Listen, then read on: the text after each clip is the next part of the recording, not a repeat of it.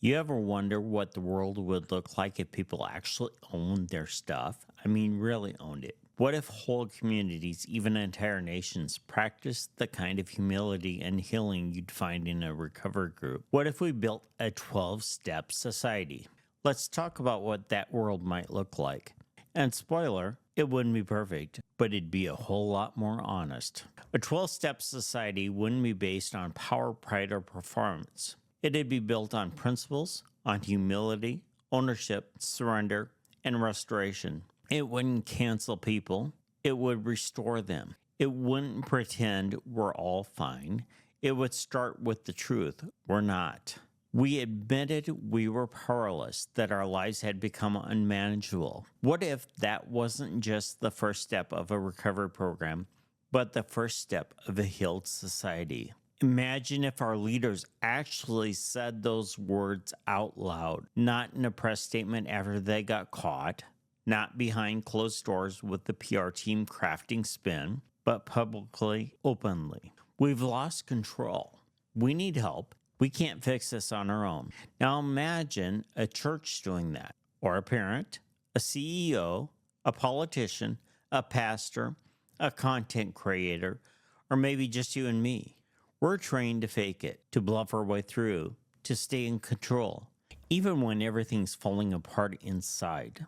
But step one, it starts with truth.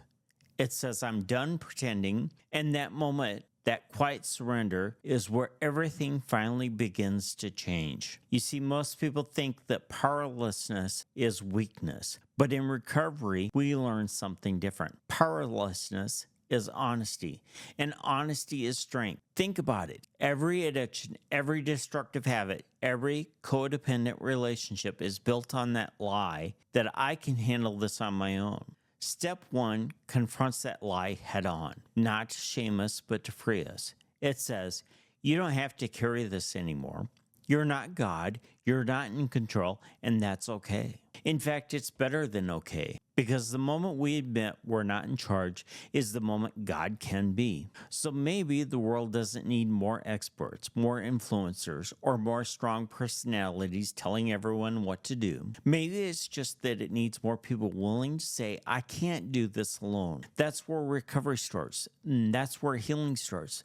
That's where freedom starts.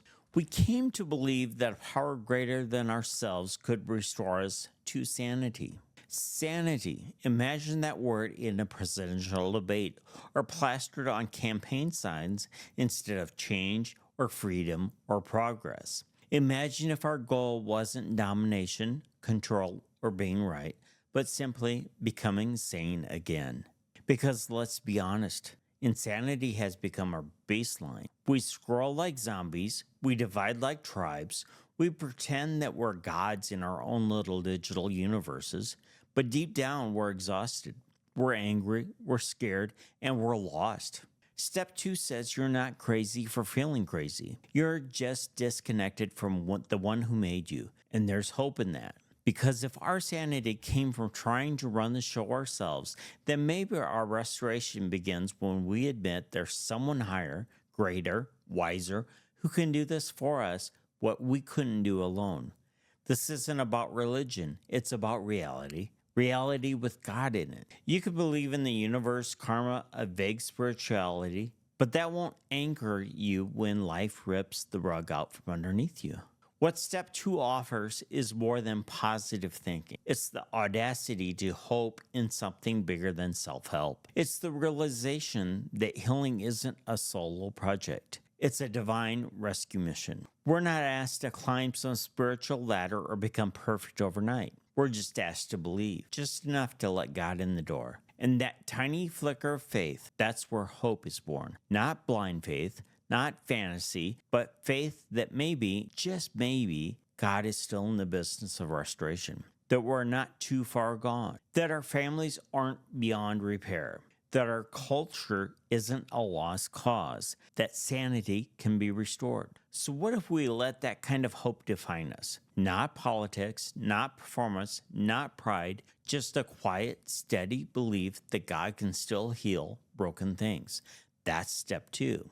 We made a decision to turn our will and our lives over to the care of God. Step 3 isn't about religion. It's about releasing the death grip. Because let's be real, most of us aren't addicted to substances anymore. We're addicted to control, to outcomes, to being right, to getting our way. We say that we trust God, but we still check our phones 100 times a day, trying to control the things we were never meant to carry. We say we surrender, but we secretly hold on to plan B just in case God doesn't show up. Step 3 is where the war ends. It's not passive, it's not defeat, it's just a decision, a clear, conscious choice to say, God, you lead. I'm done driving this thing into the ditch.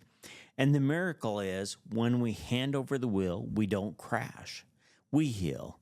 In a 12-step society, surrender wouldn't be seen as weakness, it would be the norm. Imagine a world where people let go, where men didn't mask fear with anger, where women didn't carry the weight of everyone else's choices, where pastors didn't have to be perfect, where politicians stopped pretending they're saviors, where fathers knelt beside their beds at night and whispered, God, I don't know what I'm doing, but I trust you. Imagine if we actually believed God cared, not just about the big picture, but about us, our wounds, our failures, our shame. Step 3 isn't just a pivot in recovery. It's the gateway to peace. It's where striving ends and relationships begins. Because when we give God our will and our life, we stop surviving and start living. That's what surrender is. Not giving up, but giving in to the care of a Father who sees us, knows us, and never stops reaching. We made a searching and fearless moral inventory of ourselves. We admitted to God, to ourselves, and to another human being the exact nature of our wrongs. Imagine if we actually did this, like all of us, not just the guy in rehab, not just the woman in the support group, but the whole communities, churches, governments, families, marriages. Imagine a world where we stopped curating our image and started clearing our soul. That's what step 4 is. Not a journal prompt, not a guilt trip. It's spiritual surgery. It's opening the drawer we've kept locked for years, pulling out the stuff we swore we'd never deal with, the bitterness, the pride, the secrets, the wounds we inflicted, and the ones we still bleed from. We write it all down, fearlessly, because if we don't name it, it will keep naming us. Then step 5, that's where shame dies. We take inventory. The stuff we were sure would make people run, and we say it out loud to God, to ourselves, to another human being, and something happens when we do that. The lie loses its power. You see, the enemy works in silence and secrets, but confession is light. It doesn't fix everything overnight, but it starts the healing. Because once you've spoken the worst things about yourself and someone stays, someone listens, prays with you, looks you in the eye and says, me too, you realize something. You're not disqualified. You're not alone. You're not your past. In a 12-step society, we wouldn't hide behind political outrage or religious performance. We'd take personal responsibility. We trade blame for bravery. We stop scapegoating them and start looking honestly at us. No more filters. No more hiding behind trauma as an excuse to hurt people. No more spiritual bypassing or cultural wars as a distraction from doing our own work. Just truth, spoken, shared, heard, healed. That's the power of the steps 4 and 5. We were entirely ready to have God remove all these defects of character. We humbly asked Him to remove our shortcomings. Step 6 is where things get serious, because up until now we've been digging through the wreckage, digging up the truth, digging into our past. This is where we ask God to do something about it, not just to forgive it, not just to sit with it, but to transform it. We become entirely ready, willing to release what's been killing us, even when part of us still clings to it. That bitterness we wear like armor. That insecurity we call humility. that need to control everything so we don't feel powerless again. Step 7 is where we ask not with pride, not with entitlement, but with humility, because we finally realize we can't fix ourselves. If we could, we would have done it already. Step 7 is a whispered prayer that shakes the heavens. God, I'm done patching holes in this old life. Take the whole thing, rebuild me. Now imagine a culture built on that, not flaunting dysfunction, not turning trauma into personality, not branding our brokenness for likes, but saying, God, I'm done settling for survival. Make me whole. Can you picture that? A society where people actually want to grow, where anger wasn't called passion, where sarcasm wasn't seen as intelligence, and where victimhood didn't become identity, where we stopped applauding being real, when real just means staying wounded. In a 12-step society, we wouldn't celebrate the struggle, we'd celebrate the surrender. We wouldn't cling to our flaws as badges. We'd lift them up and say, God, I'm ready. Take this. Heal me. Because when we stop managing our image and start maturing our soul, transformation becomes possible. Not because we tried harder, but because we finally ask God to do what only He can. That's step 6 and 7, and that's where character becomes freedom. We made a list of all persons we had harmed and became willing to make amends to them all. We made direct amends to such people wherever possible, except when to do so would injure them or others. These 2 steps are a direct threat to the world we live in right now, because steps 8 and 9 do something cancel culture can't. They offer redemption. In cancel culture, the goal is punishment. Silence them, expose them, bury them, make them pay. But in recovery culture, the goal is restoration. We don't erase people, we reach for them. Not with excuses, not with spin, but with amends. Step 8 is brutal. It's where we name names, not the people who hurt us, but the ones we've hurt. It's a mirror that doesn't blink, a list that doesn't flatter. And step 9, that's where we go to them, face to face, no manipulation, no expectation of being forgiven, just the courage to say, I wronged you, I see it now, I own it, and if there's anything I can do to make it right, I want to. Imagine that kind of courage at scale, not mobs, not boycotts, not hashtags, but humility. What if justice wasn't about revenge, but about repair? What if, instead of destroying people's reputations online, we helped them rebuild character in real life? What if, instead of canceling each other for our worst moments, we created a culture where people could make it right? In a 12-step society, we wouldn't weaponize other people's failures. We'd deal with our own. We wouldn't live to expose, we'd live to restore. Because real justice isn't about balancing the scales. It's about healing the wound. And amends? Amends is where healing starts.